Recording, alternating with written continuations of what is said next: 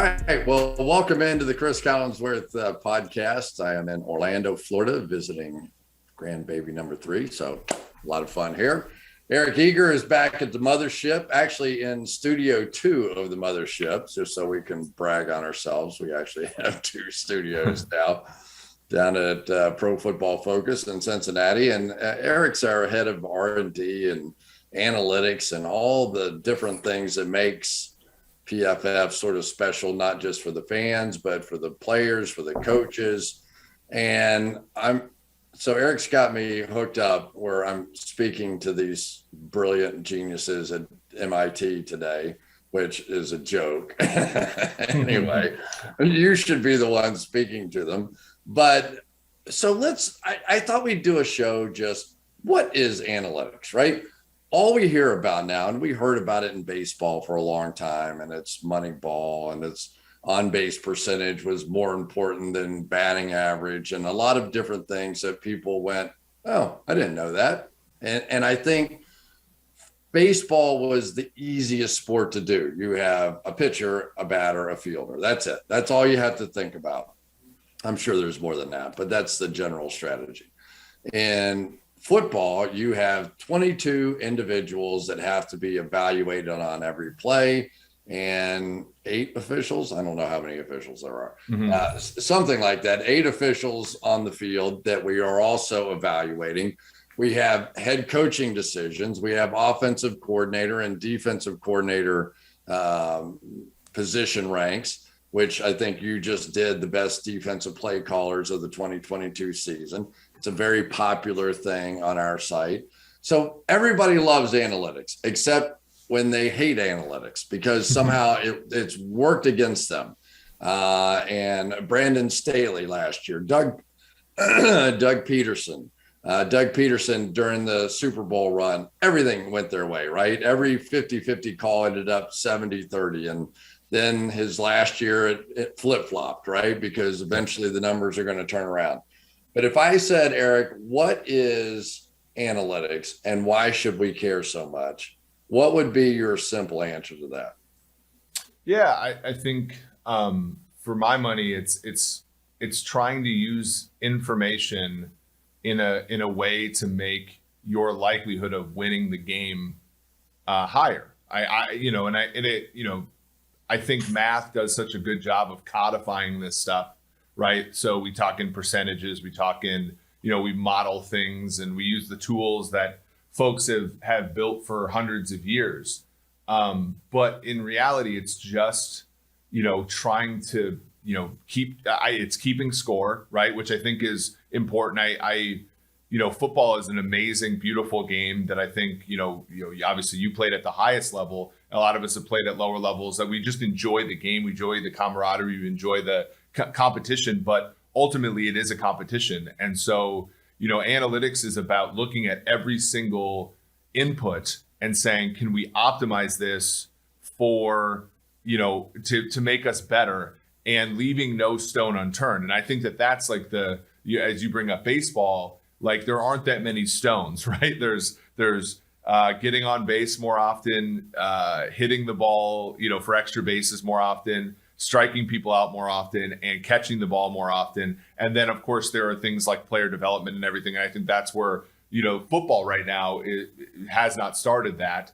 And baseball, that's like the part of analytics they're on. Football has a few like really intricate things that make analytics like fun, challenging, and I think everlasting, unfortunately, for the people that don't like it, because you have a 17-game schedule, and versus a baseball season, which is 162 games, a basketball season, which is 82 games, so you have small sample sizes. You don't get that much time to test out what you're trying to do. And then additionally, you have an evolution of the game that is profound. In baseball, you don't have schemes, right? Like you can be, I think of the Kansas City Royals, base running and bullpen was their approach to winning the World Series in 2015. But for the most part, it's get starting pitchers who can throw the hell out of the ball, get hitters that can hit home runs, and you're generally speaking winning. Whereas, we see just even in like the AFC and NFC title games, you see the 49ers, who are playing almost a different game than the Kansas City Chiefs are, and yet they're in the Final Four of football. And those schemes, one of the brilliant things is they evolve over time. So, you're never going to be able to solve football. So your methods kind of have to evolve with the game. And that makes, our jobs more fun, but also extremely challenging. Yeah, you've hit on a lot of different stuff there. People will argue that analytics has made baseball worse, right? That Earl Weaver was right back in his days with the Baltimore Orioles. It really is all about 3-run home runs. And now, so you're either one of two people. You're either somebody who gets on base to set up the 3-run homer, or someone that hits the 3-run homer. That's it. And the game is slowed down. Well, every other sport, we were just talking about this, the WNBA is played in 2 hours. The USFL made rule changes to get the damn game over with faster, and yet baseball continues to stretch out and to be longer, and they're trying to figure that out in a slow game anyway. Is there anything that can be done in baseball to save that sport? I don't know. They tried things like I watched Sunday Night Baseball. It's probably like the first baseball game I've watched in forever. But they're putting a runner on second in extra innings now, which I think is kind of weird. And traditionalists hate that. They do have like a shot clock now for pitchers, but I don't think it's that onerous. But I mean, it's just a product of the game. I think they're actually going to outlaw shifts next year. So where like a shortstop can line up on the first base side of second base and stuff like that, which, is really curbed like hitting and stuff like that, things that folks like. It's tricky because, and basketball is another one where, especially at the NBA level, it's mostly layups and threes now. And we, with the very best players being able to, sort of win in the mid-range game. And a lot of people don't like that. And, ratings are what they are, but like basketball is popular, but it's not necessarily maybe as popular as it used to be back when the game was more physical and, there were more 2-point shots and stuff like that. I think we're fortunate in the fact that football, when played optimally, is more entertaining, right? Like we think about like, running the football is beautiful. Like I think you've shown me this before. It's like, the number of things that have to go right for a running play to work is magical, right? But running plays only work like 35% of the time, so there's an aspect there, whereas passing plays, a guy can screw up and the quarterback can get the ball out, or a wide receiver can be bad on one route and the quarterback can throw to another receiver. And passing, like, so that's drifted folks towards passing more, but passing is what we like. Passing is entertaining. Additionally, like none of us like to watch punts or kicks, field goals. And, the math has shown that like, it's actually better to go for 4th downs, which is like everything we want, right? Like, and so football, we're fortunate because the game is already extremely compelling, but the analytically driven decision-making is going to make it and has made it more compelling, which is why, ratings are up and, even in a environment where people watching sports, maybe, some of this is due to streaming and stuff, but people watching sports has gone down. The NFL and football in general has kept a lot of its popularity, is because as the game has become more efficient, it's become more fun. Yeah, let's talk about the 2 cases that I brought up, and then I want to ask you about what specifically were football teams doing wrong from the beginning, right? That was just wrong. We have, it used to be the running backs mattered. I mean, it really did. It used to be you had to establish a ground game to throw the ball. So you had to have these big offensive linemen up there trying to create a hole. It used to be that it was considered that pass rushers were more important than cornerbacks. And now that's under debate here as well. As you look at the game, what were some of the ones that were just, as you began to analyze the numbers, that was just wrong that the game of football did for its first 100 years of its existence? Yeah, I think the big one is, the way that the passing game was, constructed, right? I mean, I think, and a lot of this had to do with technology as well. And maybe, like I know, for example, like, somebody like you had a 16-yard average per catch, right? Like, and there aren't that many receivers actually that can turn 60-ish catches into 1,000 yards anymore, right? And that's because the majority of plays are sort of underneath, right? And the passing game is more used to control the game, right? 1, 2, 3, boom, 1, 2, 3, boom. You're keeping the defense on their heels. Whereas the passing game back when back in the 80s and 90s, was more, and I try to like say this, I thought like somebody like Cam Newton would have been a lot better back in the 80s or 90s because that was a player whose completion percentage was in the mid 50s to 60s but had a high yards per attempt because the passing game was very much a chunk play or an incompletion type thing. And so the running game and a lot of interceptions too, right? So over time, the passing game has evolved to being the thing that can control a defense, right? It's 1st and 10, and you can go 1, 2, 3 and gain 7 yards on a quick pass, and the defense is on their heels. Whereas back in the day, like passing was really to try to haymaker the defense. It's now much more of a gut, it's much more of a body blows type of thing, and that has replaced running, which I had the article on PFF.com in December, which was about perfectly blocked run plays. I played tight end in college. I know like my offensive line coach was extremely giddy about, when we got everything in power to work, right? The down block by the tight end, the down block by the tackle, the guard pulling or the backside, H back coming in and whamming the defensive end.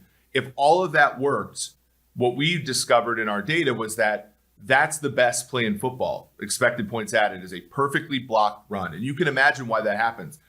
People rarely fumble. People rarely, running backs rarely fumble. And, they're the best athletes on the field the majority of their lives, right? And so they can make a play when everything's set up for them.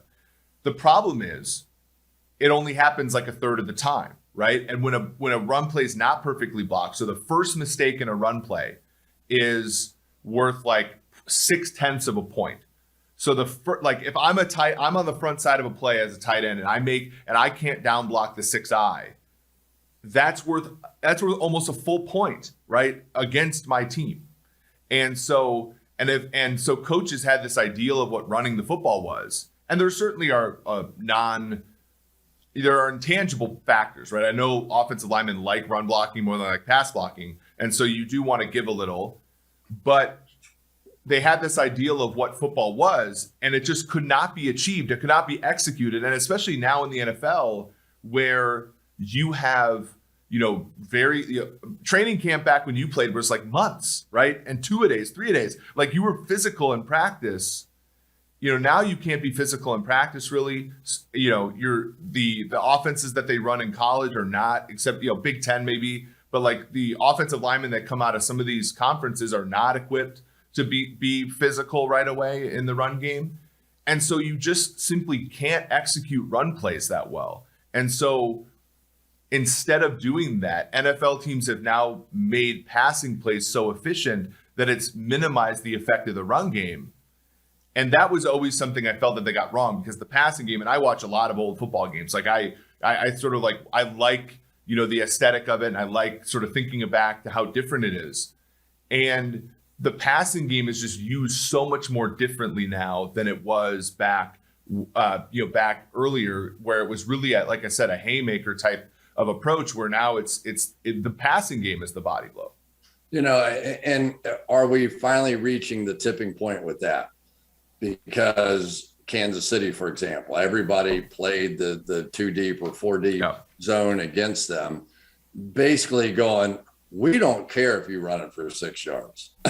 We don't care. We can't have Tyreek Hill and Travis Kelce running out the back end on us here. It's going to be really interesting to see how that evolves this year without Tyreek in the lineup. But have we finally reached that tipping point now where guys can run for 6 or 7 yards on a play, and now is it relevant again? Yeah, I mean, I think the hard part is that gap is so big, right? So, but I agree with you. I think that's what makes football amazing, right? Is that this explain that part. Yes. Explain that part, because you're talking about average per play, right? Pass play done, and for every run play is like 4 yards or something. Yeah. So like if you were getting, so I think back, this is kind of the interesting one. So if you go back to like the 2012 Vikings, this was a team that went 10-6. Adrian Peterson won the MVP. This was the last time that a running back won MVP. Peterson gained almost 2,100 yards, averaged 6 yards a carry.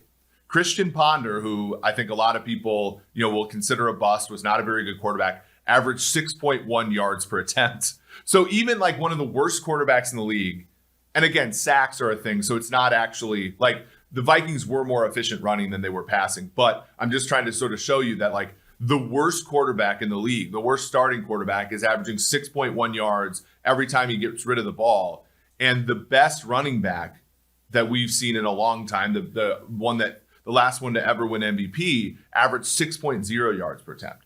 So like the gap is just so huge that defenses are making essentially this gamble. And I like your question because we've seen it happen. Like, so one of the things we presented at MIT this spring was this idea of taking the NGS data, the chip data, and looking at how much linebackers move.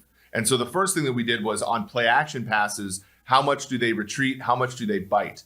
And, you can see concerted efforts in some of the best defenses in the league at not biting. So we've never graded we've never graded Devin White that well. I kind of consider him the fall guy for that defense. So the defense does a lot of great things, and then it all falls on Devin White to make a tackle. And sometimes he does, sometimes he doesn't. And so he doesn't get a great grade from us, even though that defense is effective. But Devin White doesn't bite on play action. And Levante David, over the course of the last few years, has bitten less and less and less on play action.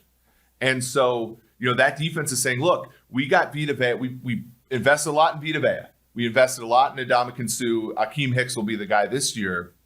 We're going to let those guys see if we can't keep this run to 4 yards or less. And we're going to let our linebackers play coverage no matter what. And you see it with, the Colts with Darius Leonard and Bobby Okereke. Like, those guys play in a division with Derrick Henry, and they don't bite on play action. And then you look at the offensive side of the ball, and you can look at how do they flow on actual running plays. And you can see that, like, not only do linebackers not bite against Kansas City on play action, they don't flow in the run game either. And so there theoretically should be yards to gain. But what are these defenses, your Bengals in the AFC title game, what are these defenses making the bet on? They're betting that in a game like the AFC title game, Andy Reid's going to get cute. He's going to get impatient. He's not going to be able to sort of, keep from touching the stove, right? And they were giving Jerick McKinnon 6-7 yards of play. And and ultimately, like, that is how they had to win in the second half of the year, was getting those plays. And what a defense is trying to do in that situation is say, yes, but, the run game is a weak link system for an offense and a strong link system for a defense, meaning I just need one play where my nose tackle beats up the center and we get a gain of 1 and it's 2nd and 9 and we're now we're the bookmaker and they're the better, right? I think that's exactly right. And so when I watch the draft, I get frustrated sometimes because experts on the draft always want to show me pancake blocks for offensive linemen. Mm-hmm. And I go, that's great. It's not relevant. It's not relevant. What is relevant is how well that blocker keeps that defender off my quarterback. That's very relevant. If he can give me something north of 2.5 seconds, he can play in the National Football League for a long time. Now, he may be a horrible run blocker, but who cares? Everybody's running these outside zones and inside zones where it's all position and movement. And, the Mike Shanahans of the world were so far ahead of the curve on some of that stuff. But the pancake block conversation makes me insane. Yeah, it's exactly. And I think one of the big things, the big insights we've had in at PFF over the last, I would say 18 months is looking at weak link systems versus strong link systems. So, offensive linemen, it's not about your wins. It's about your losses, right? Like, you want to minimize your losses. Your wins, if you pancake somebody, it's not adding any value to your team. the not losing on any play, like I said, the first loss on a run play is worth 0.6 expected points. So like that's huge. On defense, it's about your wins. Like no one cares, that, let's say a pass rusher, if you fall over on your losses, no one cares if you get pressure on 33% of pass rush plays. You're a stud. Like, and the losses don't really matter. Like, you want to accumulate wins. The same thing's true in the secondary. Like, no one really cares if like Richard Sherman is shutting down half of the field if the other corner can't cover, because the quarterback has the opportunity to turn around and go. And that's if you look at PFF.com last week, we wrote an article about what we call perfectly covered plays. And I think this is a great example of analytics at work where, our grading system was very targeted based for a long time. And that was a lot where a lot of our like insights about coverage versus pass rush were derived. And we wanted to dig a little deeper and more granularly grade players who were covering everybody. And so we had this, we've had this new data since 2019. So I had my interns look at this question of, okay, on plays where every single defensive back, it stalemates or better, so they all win. What is the sort of success composition for an offense? And again, it's one of those things that's about a half a point. If one player in your secondary makes a mistake, you can get lucky and the quarterback doesn't have to look there. But on average, you're giving up about a half a point every time a guy makes a mistake. And so, for corners, we also had Derek Stingley's, where he was matched up on Jamar Chase. And I love that. I think it's cool to be able to lock down a player like that. But can you consistently do that without making a mistake is tantamount to being a great defense. And I don't know if we talk about coverage that way quite yet. Is great coverage is the absence of getting burned as opposed to the interceptions, right? And there's a Trayvon Diggs sort of analogy there to make. And so it's a really interesting. I mean, football is so cool in the sense that there are these weak links and there are these strong links. And I don't know if we've thought about that, deeply until recently. The other one that I'm having our guys take a look at for this year for me is that I have a feeling that no turnover is created equal. And I think that the quarterback gurus now are teaching guys to flip the ball upside down before they throw it, right? Out to the side or whatever it is, but the ball goes upside down. And obviously the likelihood of a sack fumble goes up when you flip the ball upside down when you're throwing it, because a lot of times they're just trying to run by now. Nobody's trying to smash the quarterback. They're all just trying to swat their arms and get the ball out, which is exactly the right play. You flip the ball upside down, now you have issues. How significant is a sack fumble? Like, to me, a sack fumble is among the worst plays in football for an offense, because you're giving up negative field position even from the line of scrimmage. So you're probably 10 yards back on average where you're going to give up the football.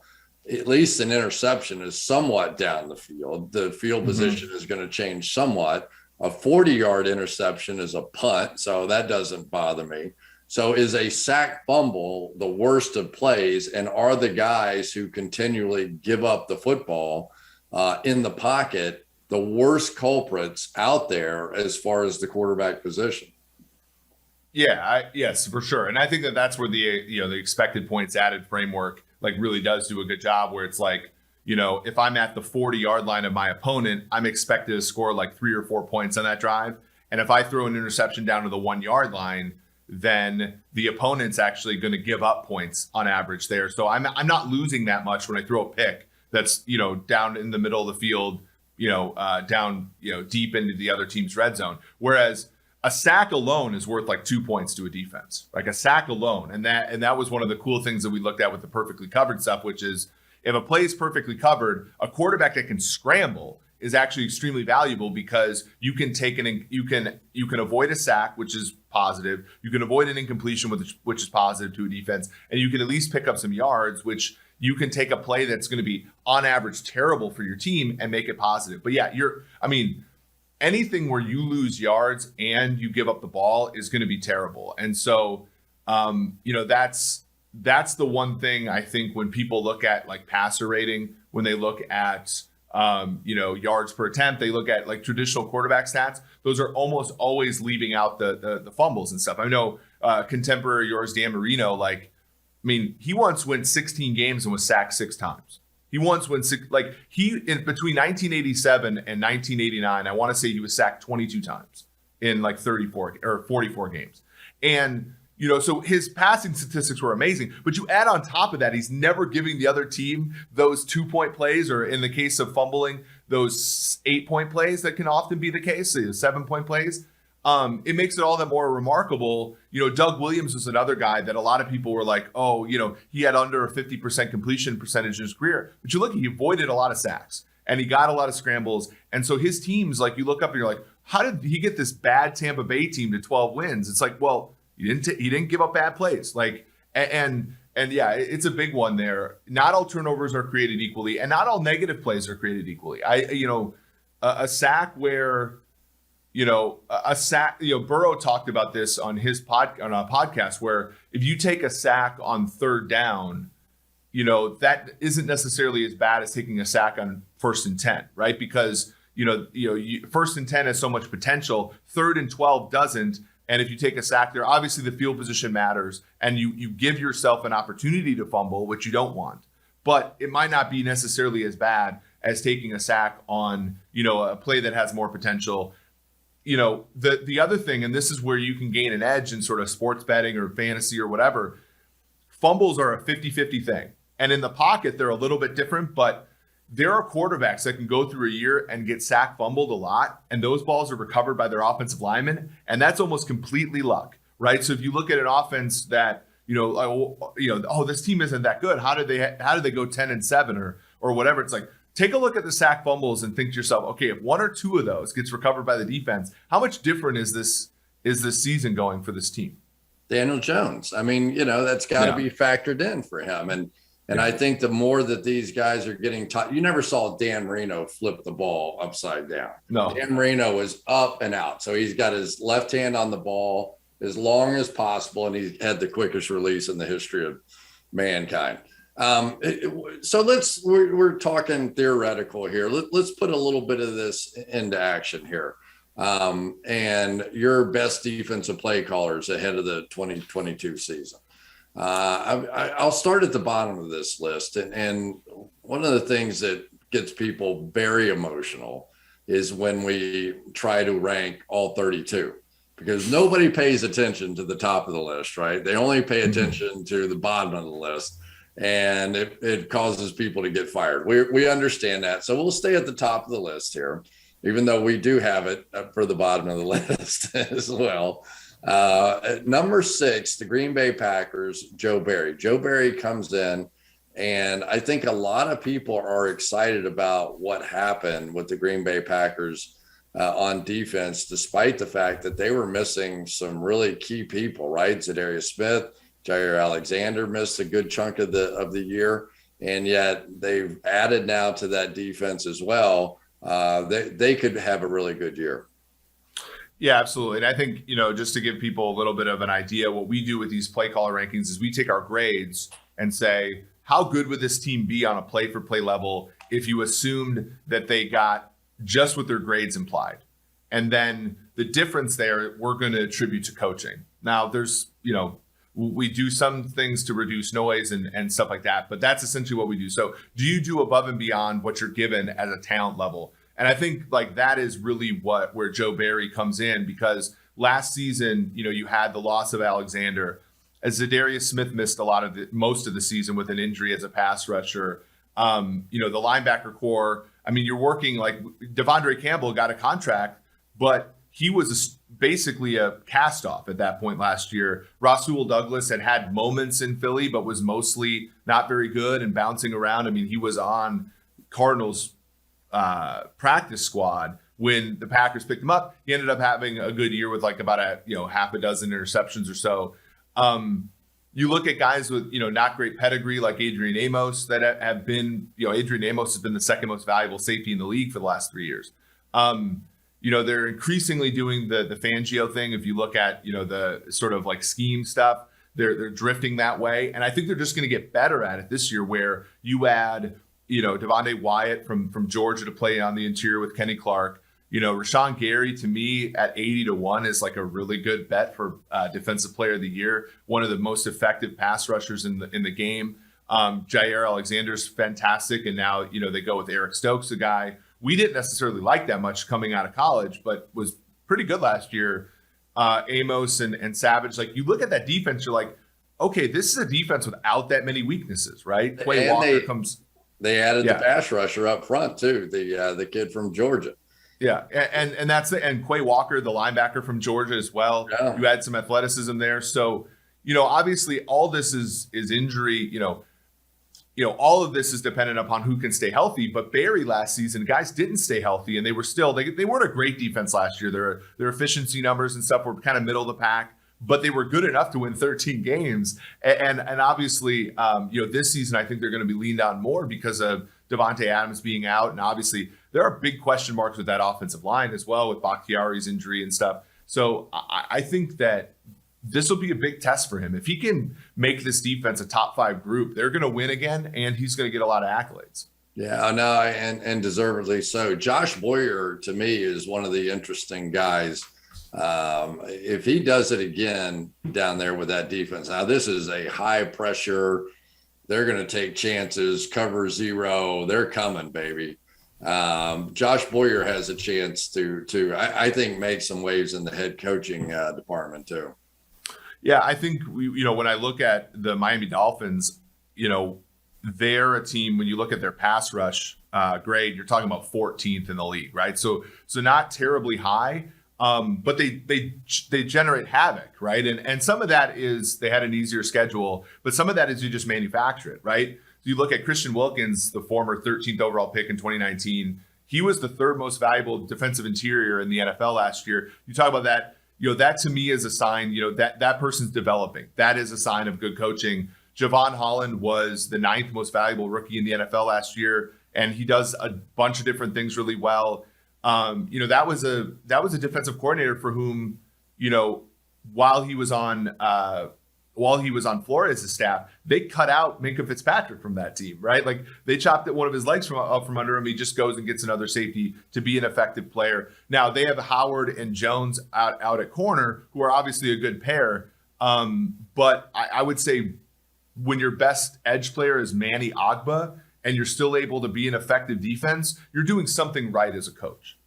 Well, and that's what's going to be interesting for me about the Baltimore Ravens this year too. If without Wink firing bullets from the secondary and from all angles, do they end up have enough pass rushers to make a difference in a more traditional kind of defense? I don't know. Whereas, and I think Miami's pass rushers are the same way. As long as you're creating one-on-one opportunities, what difference does it make? It's a one-on-one opportunity for a defensive back against a running back, or a tackle against, one of these great defensive ends. So I think a lot of times the scheme also dictates who's getting the statistics and getting the opportunities. Same thing with, how many years in a row now has Pittsburgh led the league in sacks? I think it's 5 years in a row. So TJ Watt is, he's tied the sack record last year. Not that he's not a great player. Raheem Morris with the Rams, he was in a difficult situation, right? Coming in for Stokes and having to replace them. And yet here he is, number 4 on your list.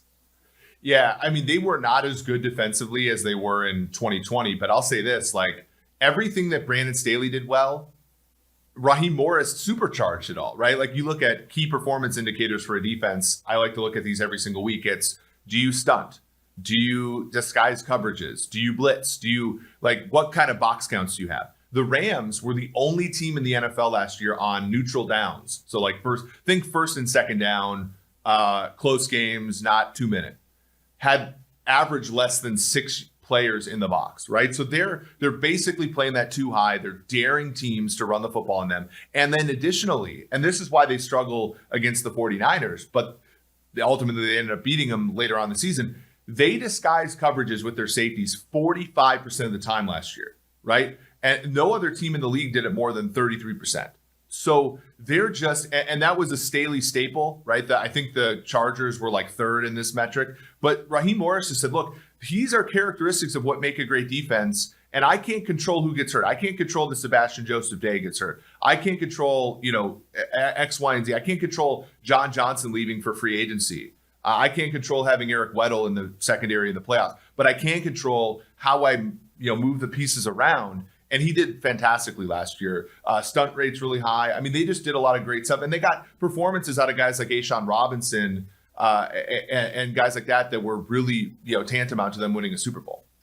So Dennis Allen comes in at number 3 on your list. And of course, we all remember what he did against Tom Brady, and he's given Brady fits so far. And just watching a couple of those games and both of them were blowouts. He really kind of takes away the middle of the field against Tom Brady. I don't know. I won't try to explain exactly how he does it, but he has a lot of bodies in there, and all that play action stuff and the hard play action and hitting Gronk on those little crossing routes and Mike Evans, they're not there against the Saints. Yeah, the Saints, and it was impressive last year for the Saints because I think the salary cap has really caught up to them, right? And they're not able to have the depth on defense that you need to be consistently good, and yet they're consistently good, right? So going into last year, they lost Trey Hendrickson, they lost Janoris Jenkins, they lost. I'm trying to think of who else Marshawn Lattimore had faced injuries. David Onyemata had a suspension. Kwan Alexander, he left as well. Like, They didn't have the depth that they normally had, and yet they still were very effective. They forced a turnover on 13% of possessions, which is what you have to do to beat these great teams. They get pressure. I think of Marcus Davenport. He missed time over the last few years, but when he's played, he's been fantastic. Cameron Jordan. Cameron Jordan is somehow going to have a better career than his dad, who had a great career, right? Like it's crazy that how good he's been. Demario Davis, who was kind of like a replacement level linebacker for the Jets, has been one of the best players in all of football defensively over the past 3-4 years. And then they just kind of continue to take shots in the secondary. So, prior it was Janoris Jenkins and DJ Swearinger that they pick up off the scrap heap. Last year was Bradley Roby. They lose Malcolm Jenkins this offseason, and they go and they lose Marcus Williams as well. They get Tyrann Mathieu, right? Like, so they're a team that really understands how to build a great defense. Now, the questions I have obviously is, can that offense do, like, how much are we missing out on Sean Payton? Like, how good was Sean Payton? He's been the coach for the Saints the entire PFF era, so we don't necessarily have the counterfactual other than the 2012 season he missed when they weren't very good that year. The offense is going to make it hard on that defense this year, much like they did last year. But that defense last year stepped up and they won 9 games. Despite an offense that had Trevor Siemian starting for like half the year. Yeah. Let's go to number 2 on your list, and that's Dan Quinn of the Dallas Cowboys. And not that he's not a good coach, and not that he's, doesn't have good players over there, Micah Parsons, Trayvon Diggs, but he definitely took some chances. He took a bunch of sort of retread safeties, big cover. Not necessarily cover guys, but big athletic kind of guys, plugged them in. And it's a little bit more of, like, I think of Dan Quinn, I think of Pete Carroll, and that defense is getting a little tired now. And even Pete Carroll may be taking over and revamping the thing a bit. But Dan Quinn, much more of a traditional approach, at least in my mind, I would have put him in that category. And I saw some of your data and statistics that he kind of falls right along the line that, this is a little bit more traditional. Why Dan Quinn, and what did he do to impress? I think Dan Quinn was relentless in the use of multifaceted players last year, right? So Micah Parsons had, I think 4 games where he played edge because DeMarcus Lawrence was hurt. You had the improvement in Trayvon Diggs. Now, he wasn't like amazing as his interception totals, but those interceptions count. And I think the big one, this is a player, they wanted Keanu Neal to be this player, but he didn't end up being that. Jaron Kearse is a former 7th round pick of the Vikings. Last year, he was worth about a half a win above replacement. He had 33 stops, 11 pressures, 10 pass breakups, 2 interceptions, and a sack. He missed only 4 tackles in a little under 1,100 snaps. You look at that 2020 Cowboys defense, and they were soft. I think of Dontari Poe getting pushed backwards. I think of the linebackers, not being able to sort of fill in the run game. And that trickled down to every aspect of their team. And I think, this past year, Parsons was a big deal. And Micah Parsons, by the way, when you look at, he bit on play action a half a yard less than the average linebacker. So he was aggressive, but in a controlled way. And then you had guys like Jaron Kearse have big years, again, relentlessly filling, being versatile in when defense requires that, when your personnel isn't quite that good, which I think is what, for me with Dallas, that was the big thing, is that their personnel wasn't the greatest, but they somehow they give up 17 points to the Chargers, a great offense. They just consistently showed up defensively, even though I think the players wouldn't have necessarily implied that. And number 1 on your list, Leslie Frazier of the Buffalo Bills. Sean McDermott has to get a little bit of a pat on the back for that as well. But that was some defense, and now they add Von Miller this year. Yeah, I think Buffalo. If you want my favorite front office right now, like, I don't know if it's necessarily the best. Like, I think the Ravens certainly have the Chiefs, Green Bay, they certainly can lay claim to this. I think Buffalo is one of the most well-run teams in the NFL, and there's really no question that they're the favorite to win the Super Bowl this year. When you look at how they built their team, like, Von Miller is the exception. Like, I wrote about this in the piece, but like, for a long time, that defense was one of the best in the league, and they didn't have a front 7 player who was making top 20 money in the NFL. Being able to do that, the safety play is amazing, there, and corner play, and granted, Buffalo gets some advantages, like they have the highest wind speed of any home game in the NFL. You can measure that. And so, like, the opposing offenses have something additional to go against when they go play Buffalo. But Buffalo, they gave up like half a yard less per play than any team in the league last year. I know they got exposed a little bit against the Chiefs, but, I think we all are adult enough to say, well, when offense executes, defense doesn't matter that much. And, for me, it's about, okay, this team's path to the Super Bowl is going to be winning 14 games in a really tough AFC, getting that 1 seed, watching them all duke it out in round 1. And much like, with Tampa Bay, for example, we all look and say, okay, the bye week doesn't matter. Well, Tampa Bay lost Tristan Wirfs having to play the 2-7 game. And then instead of having that be a bye, I think Buffalo, has a defense where they can comfortably say, in an AFC where a lot of teams are going to win 10 and 11 games, they can win 13 and 14 and get that 1 seed and hopefully, make their 5th Super Bowl and win their 1st Super Bowl. Yeah, it's Tre'Davious White, right, is still coming back off of the knee. They draft Jair Elam, I think was the kid's name. So but they don't ever seem to really put their cornerbacks in a horrible position. They were trying to replace the other cornerback forever. I think he ended up signing with Pittsburgh this year. But those 2 safeties can cover so much ground and have such a great understanding of the game that they just don't seem to give up the big plays. Yeah, anytime there's a defense that overachieves, I can almost guarantee you that there's great safety play on that team, right? So you look at the Packers, Amos and Savage are great. You looked at the Chiefs, like, when they won the Super Bowl, Tyrann Mathieu was great, right? Tampa Bay, Antoine Winfield Jr. was great, right? Like, you look at all these defenses that play better than you'd expect. The safety play is a humongous part of that. And the biggest reason is that it's generally the safeties who get them lined up. And if there's a blown coverage, it generally, even though it may look like the corner or somebody else, a lot of times it's the safety who just couldn't quite get it communicated fast enough or make the right call along the way. So, Eric, as always, thank you, my friend. It is, I can't wait to get going on this football season. I've got all my secret little projects going that I can't wait to unleash on the world as well. I've got big meetings this week that you'll be a part of. So we're going to try and dazzle them a little bit with analytics again this year and see how it goes, but always a pleasure. Yeah. Thanks for having me on. See you tomorrow.